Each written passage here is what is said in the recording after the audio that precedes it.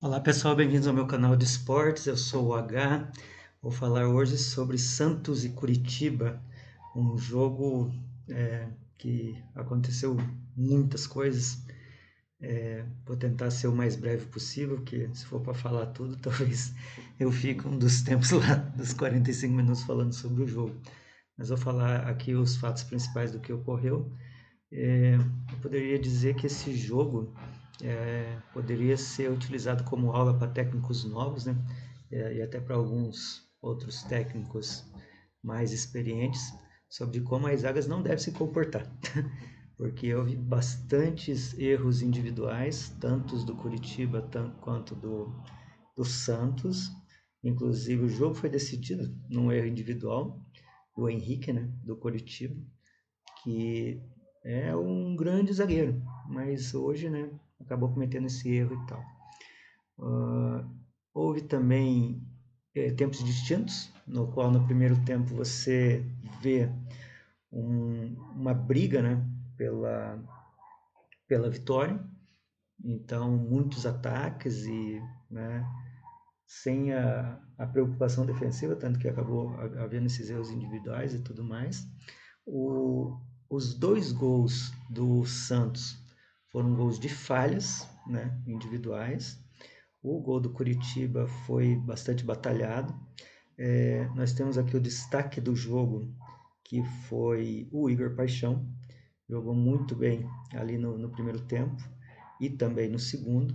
E o Tony Anderson, do lado do Curitiba, evidentemente, né? E nós temos o Michael ali como destaque do Santos, como o zagueiro ali que conseguiu segurar o resultado lá no segundo tempo.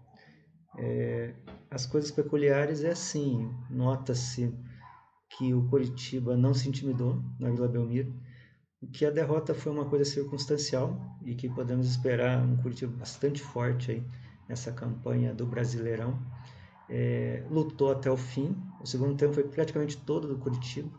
O Santos teve poucos ali ataques e contra-ataques, apesar de que podemos dizer que as chances do Santos talvez tenham sido até mais agudas, né, que a do Curitiba, mas o Mourinho é um sujeito bastante corajoso, né, então ele troca e deixa o time ofensivo, ele veio para buscar a vitória, né, e aí no segundo tempo, diante da derrota no primeiro, ele estava buscando um empate e depois, quem sabe, buscar a vitória. Não se acovardou, enfrentou o Santos de igual para igual. E nós temos uma coisa que não se vê muito no Santos, pelo menos nos últimos tempos, mas é que houve uma diminuição de qualidade do time do Santos, né, que não ocorre há muitos anos, né? Se você for pegar aí, podendo pegar mais de 20 anos aí, e você tem sempre grandes revelações, grandes jogadores no Santos, né? E agora está um período aí de entre safra, que já não tem aí tão grandes jogadores promissores aí, até para venda, né, e manutenção do time. E você vê um Santos mais recuado, um Santos em que se preocupando com a defesa, que eu sinceramente não consigo lembrar de um período em que isso tenha acontecido. Normalmente jogar com o Santos é sempre pauleira, sempre vem para cima e tal, e invariavelmente joga para ganhar. Dessa vez jogou pelo resultado, o que é bastante diferente. E assim o Curitiba, né, se aproveitou, vamos dizer, dessa situação para meio que encurralar o Santos aí. Tentou encurralar aí no segundo tempo. Inclusive o técnico do Santos acabou colocando mais um zagueiro, né, para se defender e conseguiu ali o seu objetivo de ganhar o jogo, né? Aí tem uns detalhes bastante curiosos que ocorreram aqui. No segundo tempo, nós temos o goleiro batendo um tiro de meta para fora. E nós temos a substituição feita no Curitiba, que entrou o Val no lugar do Aleph Manga.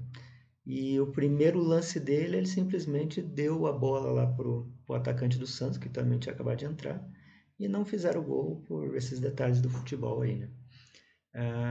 Então, é como eu te falei, né? Como falei para vocês, ó, é uma aula de como não se deve agir uma defesa, né?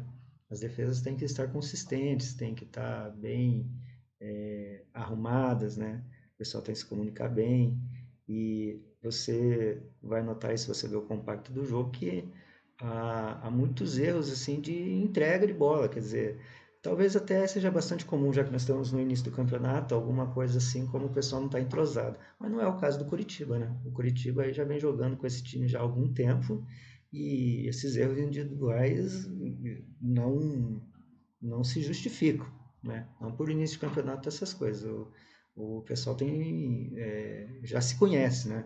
Nós temos aí um grande destaque do Alex Muralha, que fez duas grandes defesas, e o goleiro do Santos, que também é um grande goleiro, né? Acabou aí segurando bem o resultado com suas defesas também. Então, imaginava-se, pelo primeiro tempo, que nós teríamos um grande jogo, talvez um jogo histórico aí, né? Entre Curitiba e Santos, com grandes ataques, podemos dizer assim, uma briga de rua, né? Que o, os, quando os boxeadores ficam sem guarda, né? Acertam e levam. Mas no segundo tempo houve essa mudança, né? De comportamento. E aí realmente o jogo acabou caindo, porque daí não havia esse ataque e contra-ataque, né? Havia realmente contra-ataque ali do Santos, mas muito menor. Nós vimos um Coritiba bastante, né, forte, bastante atuante, tentando realmente chegar ao gol, mas um pouco menos organizado que no primeiro tempo, porque no primeiro tempo havia um espaços que foram fechados ali pelo técnico do Santos. Aí, assim, mérito do cara, né? Ele escolheu ali uma estratégia, acabou dando certo. Ele poderia ter mantido ali a estratégia, poderia ter tomado gol, poderia ter perdido o jogo. Então, assim, já está aí tentando fazer a manutenção do seu cargo. E assim funciona o futebol no Brasil, né? Se você tem uma vantagem, e normalmente os testes acabam fazendo isso, né? Recuando o time para tentar ganhar jogo, porque a vitória vale 3 pontos, e não se preocupam muito em manter padrão de ataque e essas coisas, né? Faz parte aí do jogo. E é absolutamente legítimo, né? O futebol, o mais bonito é feito pelo ataque. Mas se você tem ali uma estrutura para defender resultado, é legítimo, né? Faz parte do jogo também, né? Defender resultado. Então, méritos para o Santos, que conseguiu a sua vitória, mas digo, sem medo de errar, que o Curitiba está bem, está tranquilo e que essa derrota não vai atrapalhar aí a grande campanha que provavelmente o Curitiba vai fazer. Mas a gente vai ver aí no decorrer das rodadas de como o pessoal vai atuar, né? Os, o, Já falei do Tony Anderson, mas ele foi uma grande figura ali no primeiro tempo. Acho que já falei ali dele no primeiro jogo, como ele é importante ali para a estrutura do Curitiba. O Andrei, a retirada do Andrei, sei lá, foi uma estratégia ali do Mourinho, mas quando o Andrei saiu, o Curitiba caiu de produção, porque o Val, o Robinho não conseguiram ali substituir ele à altura. Mas o Tony Anderson se machucou, são coisas que acontecem no futebol, né? E você não tem um substituto à altura, infelizmente você tem que trabalhar com o que você tem. E então eu acho que o Mourinho ele é um bom técnico, como já disse para vocês, e ele faz o que ele pode, né? Ele usa as peças que ele tem. Se ele não tem um outro Tony Anderson, né? Vai fazer o quê? Vai trabalhar com o que tem. E assim o Curitiba ainda tem mais adiante, né? Na próxima quarta, tem o Santos de novo, né? Agora pela Copa do Brasil. E o Santos provavelmente mais reforçado. Eu imagino que não vai ser um jogo parecido com esse jogo que a gente viu. Talvez seja um jogo mais brigado e tal, né? Mas o Curitiba acredito que não poupou titulares agora, não vai poupar titulares no próximo jogo. E o Santos vai colocar lá os jogadores lá que botou para descansar, então vai estar um Santos mais reforçado e talvez tenhamos um jogo ainda mais interessante do que esse jogo que a gente teve aqui. Então, bola para frente, né? Porque não tem tempo para se recuperar. Né? É jogo em cima de jogo. Se você não souber lidar com derrotas, você está perdido aí nessa profissão, né? E para a torcida do Curitiba, aí um alento é que o Curitiba realmente tem grandes jogadores. Tem os jogadores que eu já citei ali no jogo anterior, né? E o Muralha está se notabilizando, está crescendo, está se transformando aí num grande goleiro, né? Ele teve falhas ali no Campeonato Paranaense, mas acho que aos poucos ele está se acostumando a lidar melhor aí com a posição dele e de repente até fazendo aí grandes defesas e tal, isso que é bom para o Curitiba, né? Porque infelizmente o Curitiba não tem um goleiro para brigar contra o Muralha, né? Se o Muralha, sei lá, eventualmente tomar alguns cartões amarelos, não vai ter ninguém para substituir. E isso vai ser um problema, porque a próxima janela só abre em junho ou julho, e aí vai ter que colocar ali o goleiro que tiver, né, à disposição. E isso pode ser um problema. Mas enfim, né? O Mourinho vai ter que resolver isso aí, né? Então, se você gostou do vídeo, inscreva-se no canal, favorite positivo o vídeo.